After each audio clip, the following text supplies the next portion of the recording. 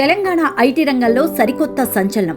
ఆపలేని వేగంతో అప్రతిహత విజయాలతో దూసుకుపోతోంది Bhagyanagaram. Global IT map లో హైదరాబాద్ పేరు మారుమోగిపోతోంది. రాబోయే రోజుల్లో తెలంగాణ ఐటీ సామ్రాజ్యం మరింత విస్తరించబోతోంది. 2026 చివరి నాటికి తెలంగాణ సరికొత్త రికార్డులను సృష్టించబోతోంది. తెలంగాణలో ఐటీ ఉద్యోగాల సంఖ్య ఏకంగా 11 లక్షలకు చేరబోతోంది. యువతకు అపారమైన ఉద్యోగ అవకాశాలతో సరికొత్త మైలురాయిని అందుకోబోతోంది మన ఐటీ రంగం. తెలంగాణ ఐటీ ఎగుమతులు అక్షరాల 3.6 లక్షల కోట్ల రూపాయలకు చేరబోతున్నాయి. ప్రపంచ ఐటీ మార్కెట్లో తెలంగాణ తన సత్తా ఏంటో నిరూపించుకుంటోంది.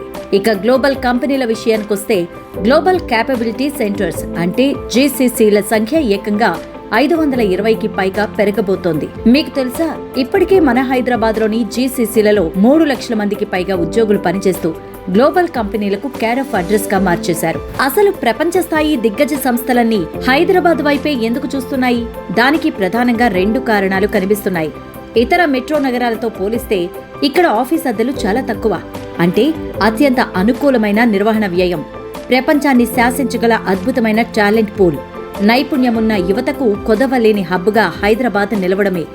ఇది తెలంగాణ ఐటీ ప్రగతి ప్రస్థానం. గ్లోబల్ ఐటీ రేస్లో నెంబర్ 1 స్థానం వైపు హైదరాబాద్ అడుగులు.